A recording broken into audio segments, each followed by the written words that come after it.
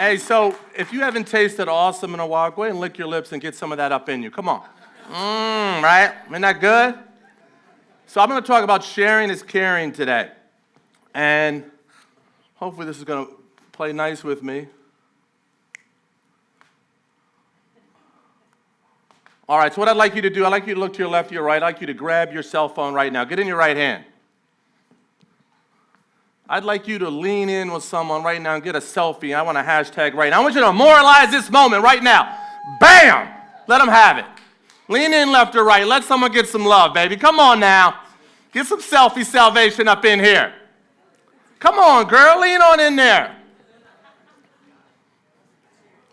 There we go. Hello. Love that. Ah! Yes. Did I say, I said 1, not 17. Jesus. Hey, so Matt talked about a little bit. I'm going to try to be brief. I get a little excited, though. Is that okay? Occasionally, a little southern thing come out of me. I grew up in the South. Daddy was from South Carolina. Mama grew up in Tennessee. So sometimes that southern thing just be coming out of me. I don't want y'all judging me, though. Is that all right? But I am a little superhero. Some audiences know me as the Great Guardian. I am kind of a big deal if you didn't happen to notice. And since I am going to be up here with you a little bit, I thought it'd be helpful if I told my story. I've been a child prodigy most of my life. I came out of the womb, bam. It didn't matter. I just how I rolled. I just had to go get things. But that's okay. But I thought, since we are kind of, the concept of sharing is caring, would it be okay if I shared a little bit of vacation video with you? Would that be all right? Yeah. All right, so let me show you a little. I was happy to travel to the continent of Africa. Africa, baby, hello. And here we go. Well, maybe not. We'll worry about the video later. All that suspense in that. There we go. So no big deal. Let's just skip the video, guys.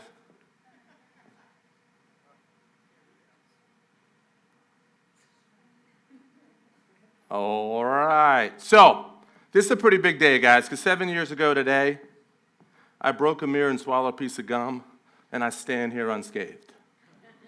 So I want you to share that with you guys. I've been waxing my car for 20 years, and I still don't know karate. I got bit by a spider, and I don't have superpowers.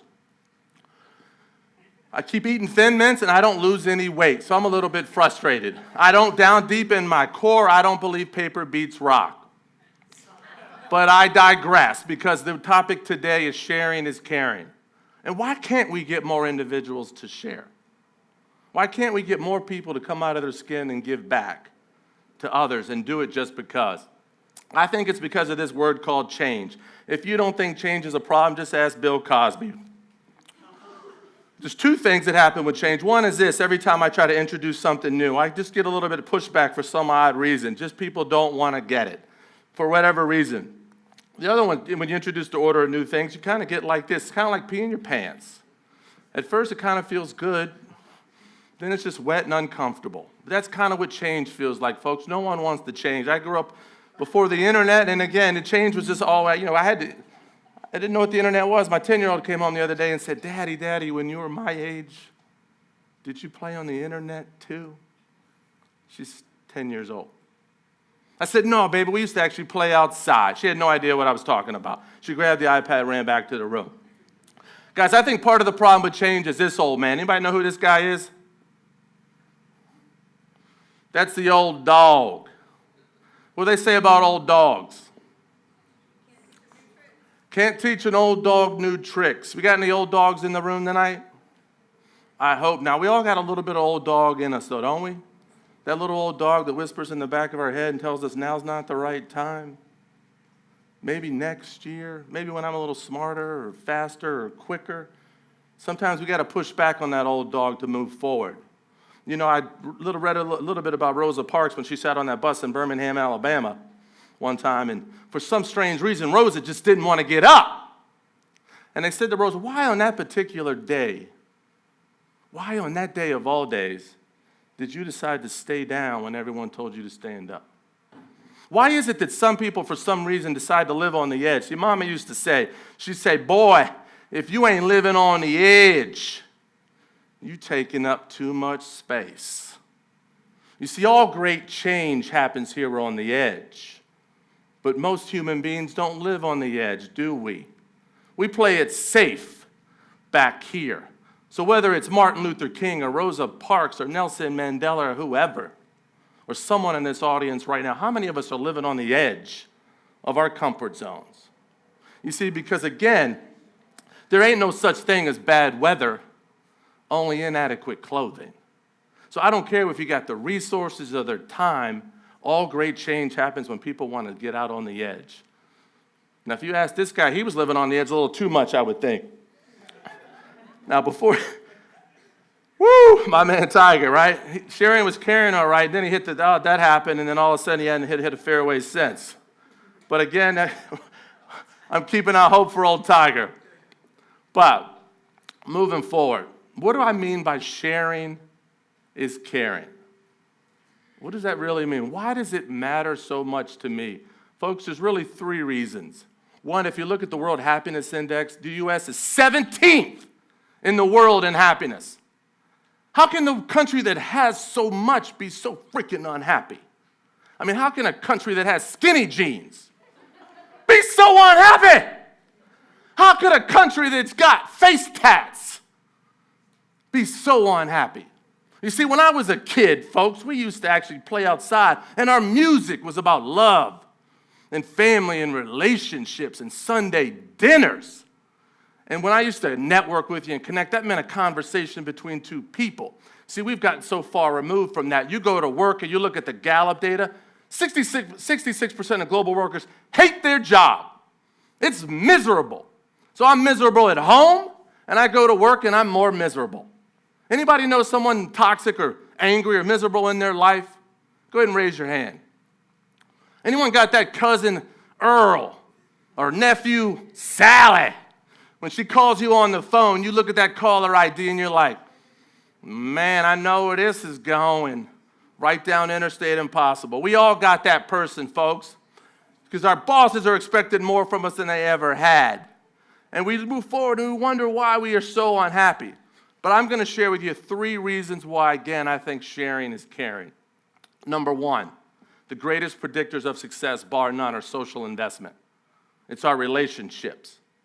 It's that connectivity between two human beings. You see, again, if you look at the neuroscience of it, when I give you a hug or a high five, my brain lights up like a Christmas tree. The neurotransmitter oxytocin comes, and it's that feel good.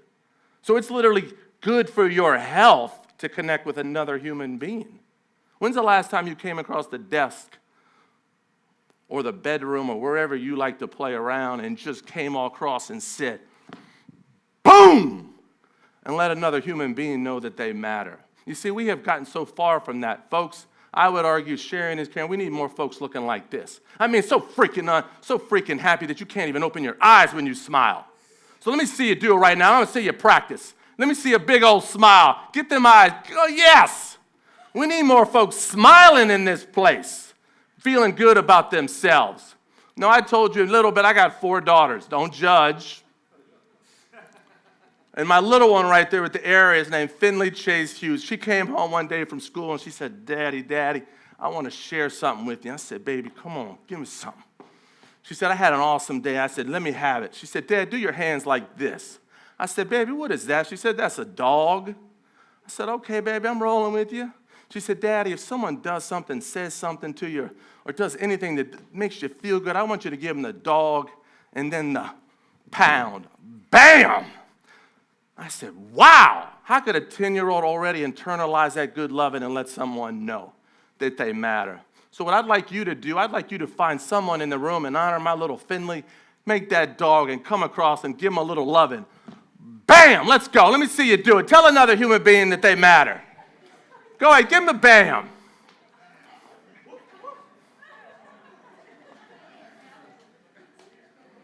Have we gotten so cool? Have we gotten so far removed that we can't let someone else know? See, there is an alternative, folks. You could be negative and toxic, and you can flood your brain with cortisol, which stays around up to 26 days and just harms you and stresses you out. It's certainly a choice, and this could be your mindset if you so choose, but I would think you would not. See, social networking used to be this. I'd sit around with friend's dad who had them Wranglers all up in his rear end, that cheesy mustache and the gold chain while he was playing the guitar singing the songs. That used to be social networking. But now it's a text or a tweet. I find out what your life's doing on Facebook. You see, we live vicariously through our cell phones. I'm not dogging technology. I think we're too far removed from it. Because at the end of the day, it's all about connectivity between human beings. I'm starting a new revolution. It's not B2B or B2C, it's H to H. Sometimes you got to get old to get new. We got to let people know that they matter. Anybody ever seen a sign like this in your neighborhood? Anybody go looking for the dog? How about this? You ever see this? This was in Raleigh, North Carolina, folks, and people were lining up in their cars taking selfies with a sign.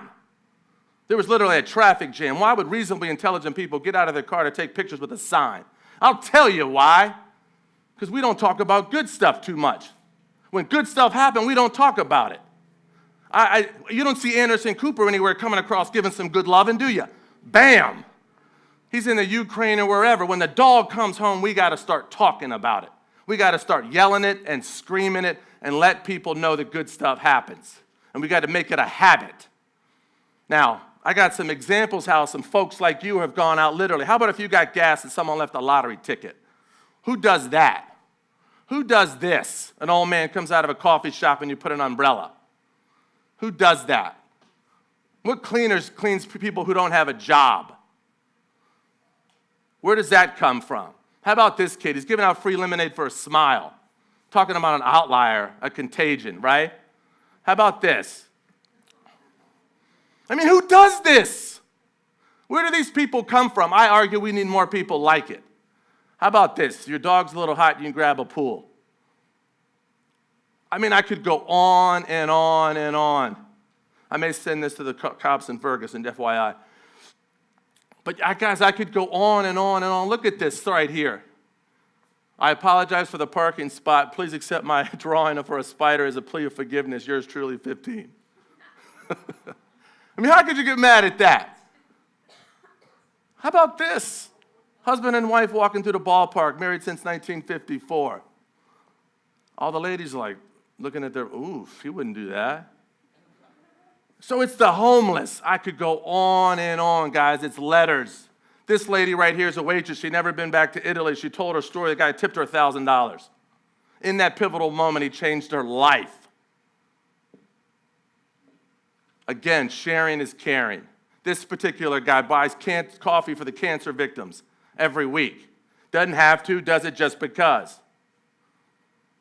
See, we too often, we have this effect now, I call it ATMing. All our relationships are based on what I can get out of you. What do we do at ATM mostly? We withdraw. Folks, I would argue we got to start making more deposits and make it a habit. This particular person bought folks some tires for their car because she didn't have enough money. How about this kid? Made sandwiches for people at school when they didn't have enough money or resources to bring lunch. What kid does that? Did the news cover this? Why don't we talk about this more often? Or that? When two kids come together, they don't know each other, and the first thing they do is hug. And that's how they say hello. So, folks, sharing is indeed caring. And why does this matter so much to me as I close? Because I'm the byproduct of a union that no one wanted to have happen. Those are my parents. They married in 1969. 2 years after the Supreme Court legalized interracial marriage in America. Most of you probably don't know that a black man and a white woman couldn't get married in this country. It was illegal. They fell in love in the South and escaped to Washington, D.C. and had light-skinned, green-eyed me.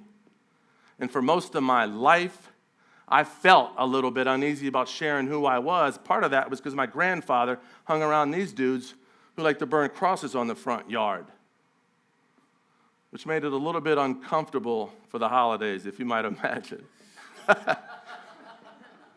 But this is Dad. Dad was rocking the fro back then, way back.